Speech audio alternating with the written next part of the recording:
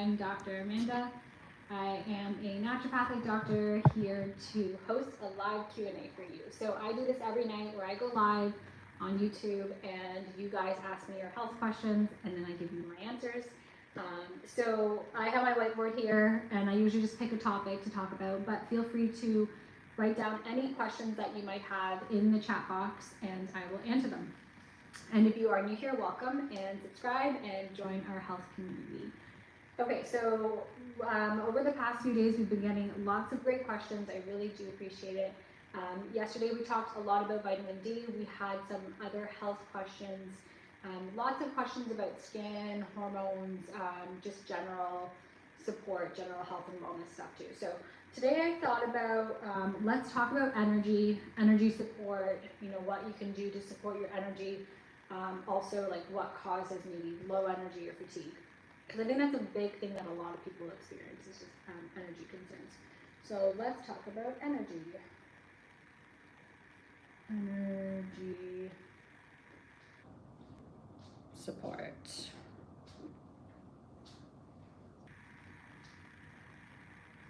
So let me know in the chat, in the comments, does anybody experience low energy?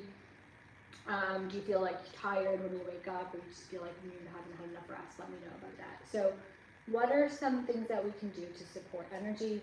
Why don't we talk a little bit about what are some things that can maybe cause low energy or basically fatigue, so causes.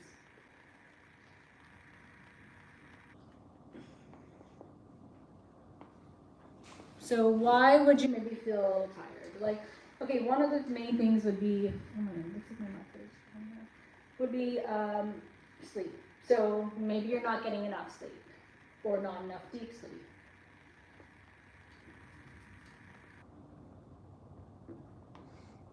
So that's one thing I would definitely look at. Are you going to sleep at the same time every night? Are you waking up at the same time every morning? Are you getting at least 7 hours of sleep and do you feel well rested? If you don't, potentially you can have something like sleep apnea or something else going on like anxiety or stress that's interfering with your sleep. So that's the one thing I would say. The next thing I would say is thyroid concerns. So it can be an increase or a decrease, so like overactive or underactive. Both of those can actually cause fatigue if you have too much thyroid hormones or too little. So that's something to look at. You'd want to get your thyroid checked and get your levels checked for that one. What else can cause it? I mean, there's so many different things. Maybe there's like hormonal.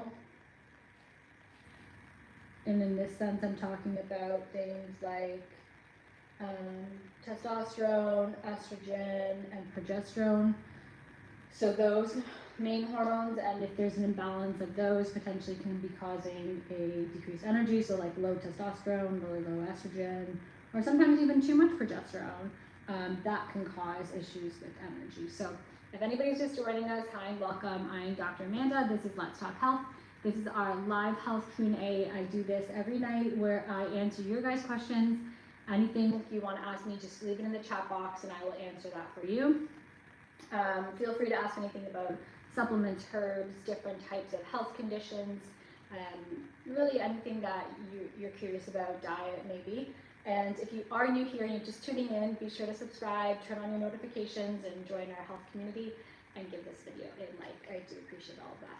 Is taking a hot water bath good or bad? Taking a hot water bath, yeah, I would say that's good. I would say just being cautious with the temperature that it is. Like if it's really, really hot, it can irritate your skin. So if you do have something like eczema or psoriasis, it's actually better to not be in super hot temperature. If you're pregnant, that's also not good as well. But generally, a hot bath can be really nice and relaxing. And I would say like even adding in some Epsom salts in the bath. So Epsom salts are high in magnesium, and what happens is your body and your muscles will absorb that magnesium salt through your skin, and it can provide a really nice calming and relaxation sensation for you. So yeah, hot baths are great. So if you had a follow-up question about that, let me know. And thank you for your question. If you're new here, be sure to join us. I have pimples on the chest and back. I'm a 20-year-old boy. Yeah, so a couple of things come to mind when we're talking about acne, specifically chest and back acne. Most likely is going to be hormonal, and then or it can also be gut related too. But let's talk about both of those. So we're talking about hormones. You know, you're still at that age where your hormones are going to be fluctuating, especially for males. Their hormones do fluctuate for some time. So it could be testosterone related, where you're just getting an increase or bouts of testosterone that can be leading to an increase in acne. So one thing I would say, you can't really change that per se, but you could always get your levels checked and see what it looks like. If they are extremely high, maybe that's something to look into. But in terms of like helping just to support or like keep a balance of testosterone, zinc is a really great supplement to help with that. So it can help if like testosterone's high or low. It kind of helps just balance it out really nicely. You could do something like spearmint tea is also really helpful for that. And then things like topical. So just making sure you are like washing and because you probably are sweating, even if you don't think you are, notice you are, especially in the chest and back area. So if you're working out or if you're at work and you're just sweating, making sure like every day you are washing your skin, because that can help with getting off any excess bacteria. So that's one thing I would say. And then the other thing would be looking into your gut health. So what's going on in your gut plays a big role of what's going on externally in your skin. So I usually recommend, in terms of things like acne, looking at things like a probiotic, eliminating or avoiding high dairy foods is usually linked to acne, as well as like high sugar. So I can write that down for you in case there's anybody else that is curious about that, and then we can still talk about energy after. So while I write that down, let me know if you had any follow-up questions for the acne. And then, of course, if you're new here, be sure to subscribe and join our health community. Okay, so what can cause acne? So it could be increased testosterone.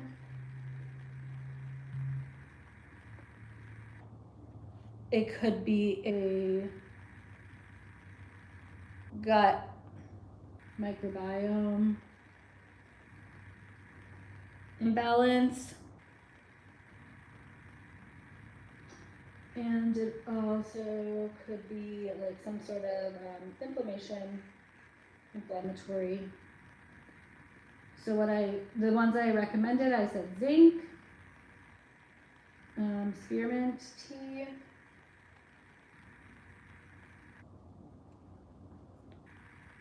probiotic, and then decrease sugar and dairy. All right, so that's what I would say, just kind of like as a basis for acne. Oh, and then of course we mentioned just like cleansing and washing and using.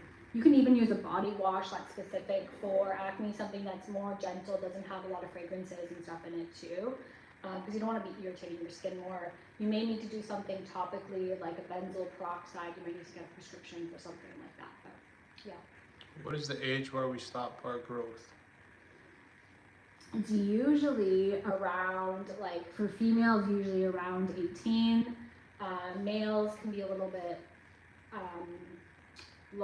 older, like maybe early 20s.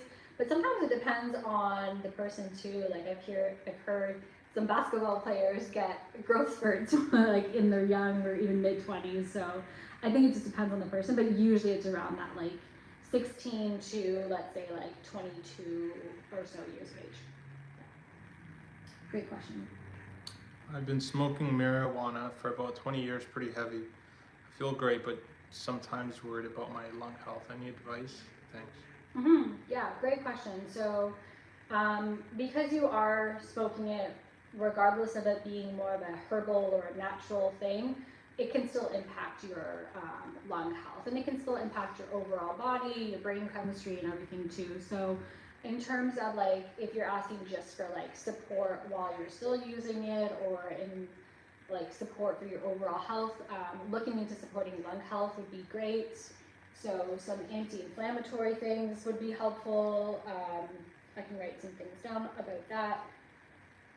So I would say looking into lung and liver support, because your liver is your major detoxifying organ, and you want to just make sure that both of those are supported and working well. Now, if you wanted to quit and you need help with quitting, then there are certain people that can definitely help out with that. There even are acupuncture points that can help. So acupuncturists would be a good option as well. So for lung support and liver support, there's things like milk thistle is a really good one. It's a herb. Turmeric or curcumin is kind of like the active ingredient. Those are what I would say for herbs. And then the other thing is we think about our liver as detoxifying, but then think about your lung and like breathing. So doing things like sauna, where you're sweating and you're detoxifying through your sweat is really good. And then exercise for sure, making sure you're breathing, and then anytime you like breathe in oxygen, breathe out the carbon dioxide, that's going to be beneficial as well. So sweat would be both of the main things for those. Sweating. And then I would also say looking at your diet and making sure that you are having like a good anti-inflammatory diet. So for that, I mean, I've talked about this a lot, but I really like berries. So beneficial. And then what else would I say there? Leafy greens are also really good. So kind of just focusing more on those things. So that's what I would say, just making sure you are supporting your body, assessing where you're at with that use and what your long-term goals are, and if that's something you want to be doing long-term or not. But yeah, hopefully that was helpful. If you have a follow-up question, let me know. If anybody's just tuning in, welcome. I'm Dr. Amanda, naturopathic doctor. This is Let's Talk Health Live. I host a live Q&A every night. You guys ask me your questions and I give you my answers. Of course, just to say it's not medical advice, so always check with your doctor or your healthcare provider before starting any sort of supplement or diet regimen. I'm just here to give you educational tips and hopefully help you out. So be sure to subscribe, join our community here. My friends drink alcohol once a month, but pretty high. Should I also start drinking, or what is good for a 20-year-old Bill? Oh boy. Yeah, that's a good question. So alcohol is a substance that doesn't really have much benefit to it. It's honestly going to be causing more harm, especially in large amounts. So when you do binge drinking, it can actually be more detrimental to your health than having, let's say, a glass of wine every night. And this has been shown in studies, just the detrimental effects of just binge drinking on your gut microbiome, on your cognitive health. A lot of people will have a binge drinking or just drink a lot, and then the next day they just don't feel good, hungover. It's not really something I would recommend doing, especially if you're not doing it. There's really no benefit of doing it. So I think I would just say assessing your social situation and the people that you're hanging out with. If you're able to not drink already, then I would say that would be what I would suggest would be better. So yeah, but thanks for sharing the question with us, and if you have a follow-up question, let us know. Okay. So I'm going to erase this for lung and liver. If anybody's just tuning in, this is Let's Talk Health Live. I was talking a little bit about energy tonight, energy support. We talked about some causes of low energy. We've had some great questions so far, so thank you everybody for the questions, for the likes, and for the subscribes. I do appreciate it. Why don't we talk a little bit, while you guys can ask more questions, I'm going to talk a little bit more about the energy. So we talked about some causes. So I said it could be sleep issues, thyroid, hormone concerns, Could even be a deficiency of certain vitamins.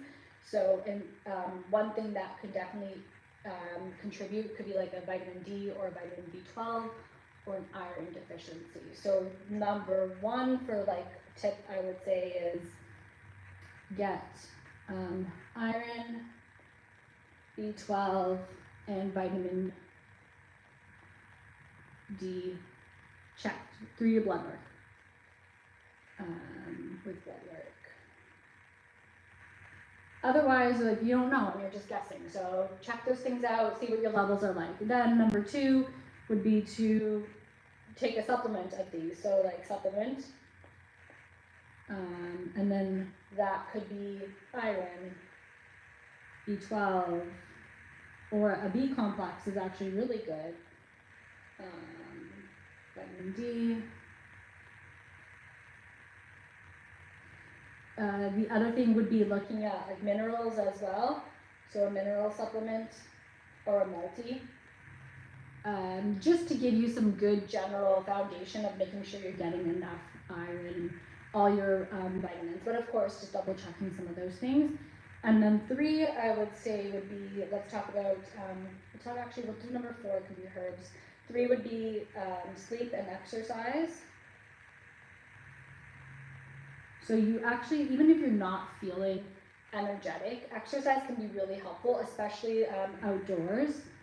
If you're just going for a walk, can be so helpful for mental clarity and supporting your energy. And then sleep would be like 7 to 8 hours you want to get for sure of sleep. So that's going to be kind of like your foundations. So why don't we see if there's any questions in the chat, and then I'll come back and I'll talk about some herbs and stuff that we can do for energy.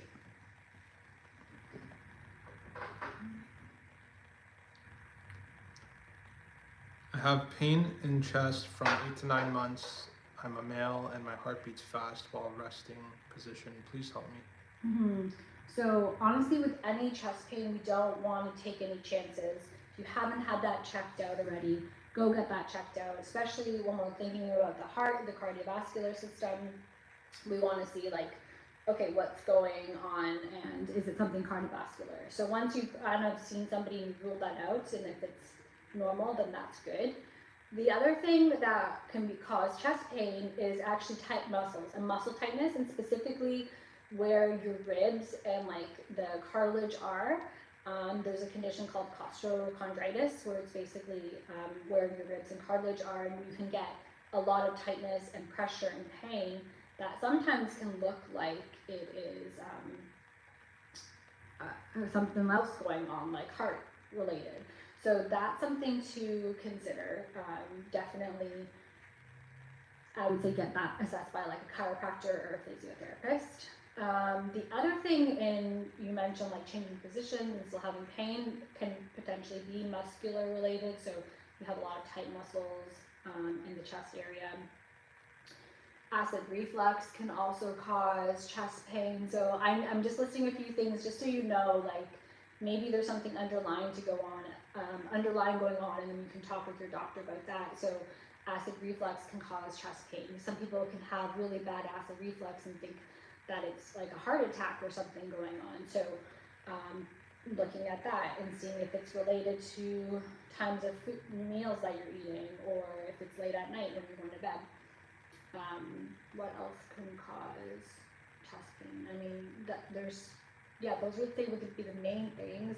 Anxiety and stress, for sure.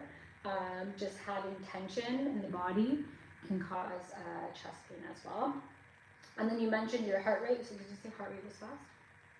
Fast heart rate. So again, if you are having a fast heart rate, and then you're having the chest pain, you want to get that checked out. Fast heart rate can be due to a variety of things. It can be cardiovascular related, it can be anxiety related, so that's why I mentioned that one. It can even be due to an issue with like lower blood pressure. Sometimes if you have low blood pressure, your body compensates with a high heart rate. Inactivity can cause it as well. So I would say looking into those things. And then if anything off the top of my head that can kind of target, you know, anxiety and muscle and all of that, I would say magnesium. I talk a lot about magnesium, but it's honestly a really great mineral. Very calming for the muscles, very relaxing for the nervous system. So if you're cleared to take something like that, if you're working with a healthcare provider, and just double check. But I would say magnesium to kind of calm the body down. But I know that was a long answer to your question, so I would definitely just say trying to figure out the root cause of what's causing the chest pain, and then a magnesium or a supplement can be beneficial. But if you have a follow-up question, just let us know. And if you are new here, be sure to subscribe. Thanks everybody for the likes and all the subscribers that I've gotten over the past week or so. So I really do appreciate it, that. And yeah, I do go live every night, so always turn on your notifications and then join us. Okay, so the last thing we're going to talk about is herbs for energy. We can talk about some herbs. And then if there's any other questions, just drop them in the chat.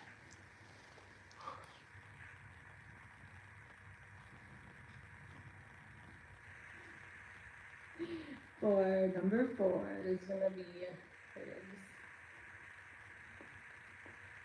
Okay, so there's so many herbs that can support energy. Let's just talk about a few different ones. So one of them that I like, it's called Siberian ginseng. Is it ginseng or ginseng?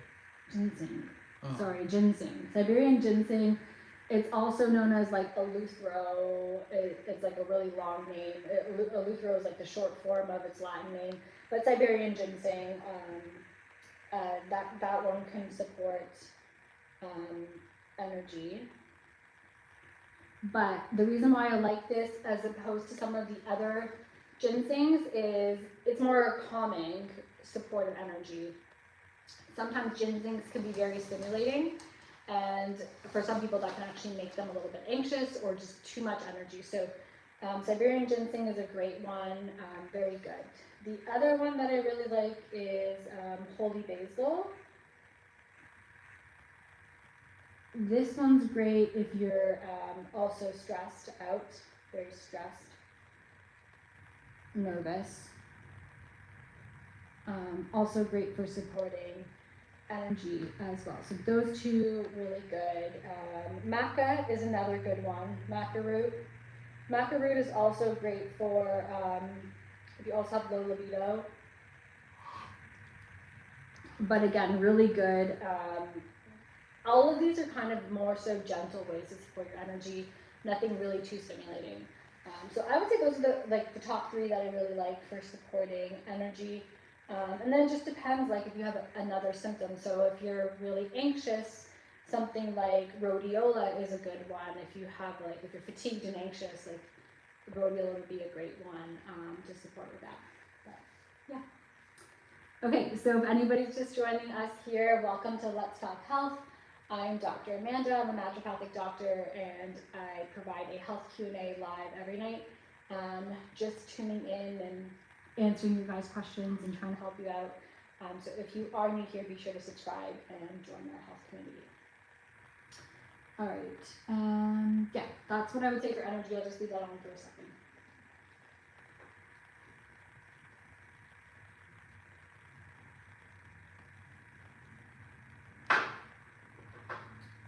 Okay.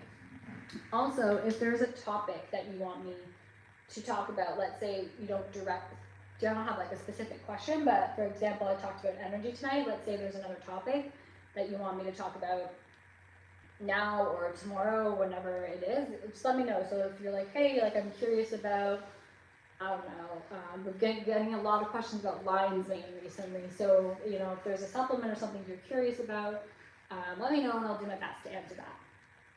Okay. What else? I think that would be the main things that I would say for supporting energy support. Okay.